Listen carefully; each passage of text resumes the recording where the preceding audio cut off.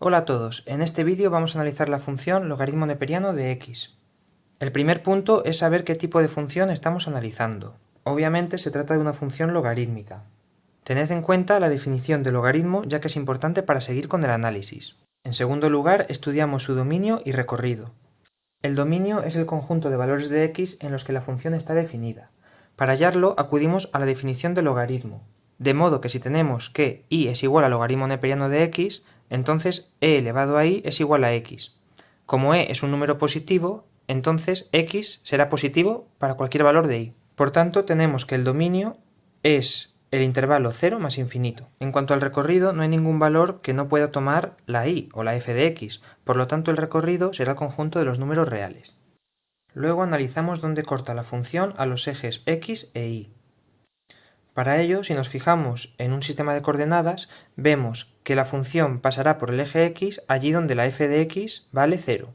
Lo expresamos de forma matemática y obtenemos que la función corta al eje x en x igual a 1. En cuanto al eje y, la función cortará al eje y allí donde la x valga 0. Por tanto, evaluaríamos la función en 0. ¿Qué pasa? Que la función logaritmo no está definida en 0. Por lo tanto, es una función que no corta al eje y. Toca analizar la continuidad. ¿Cómo sabemos si una función es continua? Si recordáis, la derivada es la pendiente de la recta tangente a una función en un punto. Por tanto, allí donde la función no sea continua, no podremos dibujar esa recta y por tanto no existe la primera derivada. De modo que analizamos la primera derivada del logaritmo neperiano, que es la función 1 partido por x. 1 partido por x está definida en todos los números reales excepto el 0. ¿Qué pasa? Que el 0 no pertenece al dominio. Luego la función logaritmo neperiano de x es una función continua. En cuanto a las asíntotas, empezamos buscando las verticales. Sabemos que la función no está definida para los x menores que 0 y que es continua para todos los x mayores que 0. Pues bien, nos preguntamos qué pasa en el 0 y observamos que la función tiende a menos infinito. Por tanto, sabemos que existe una asíntota vertical en x igual a 0. Para las horizontales vemos que cuando la función tiende a más infinito no se estabiliza en ningún número real, sino que también tiende a más infinito.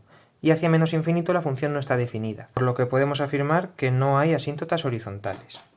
Como no hemos encontrado asíntotas horizontales, hay que preguntarse por las oblicuas. Ya sabéis que si hubiera asíntotas horizontales, entonces no puede haber oblicuas y viceversa. Las asíntotas oblicuas siguen la ecuación de la recta, por lo que en caso de existir hay que hallar el valor de su pendiente y de su ordenada en el origen.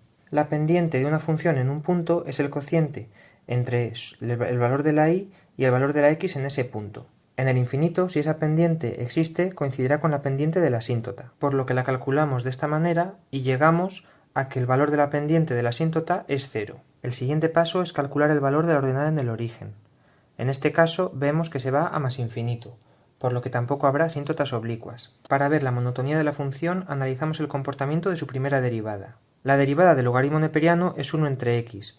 Como el neperiano está definido entre 0 y más infinito, este cociente siempre es mayor que 0. Por tanto, podemos concluir que la función siempre es creciente. También buscamos máximos y mínimos, para lo cual miramos dónde se anula la derivada. 1 entre x nunca se anula, por lo que no tenemos máximos ni mínimos. En cuanto a su curvatura, viene dada por la segunda derivada, que como observamos vale menos 1 entre x cuadrado. Como x cuadrado siempre es positivo, este cociente siempre será menor que 0, es decir, la función logaritmo neperiano es convexa. Y llegamos al punto final, que es la representación gráfica. Para representar la función, nos fijamos en la información que hemos recopilado. Sabemos que no está definida para los x menores que 0. Sabemos que corta al eje x en x igual a 1. Y sabemos que en 0 tiende a menos infinito. Además sabemos que la función logaritmo neperiano de x en x igual a e vale 1.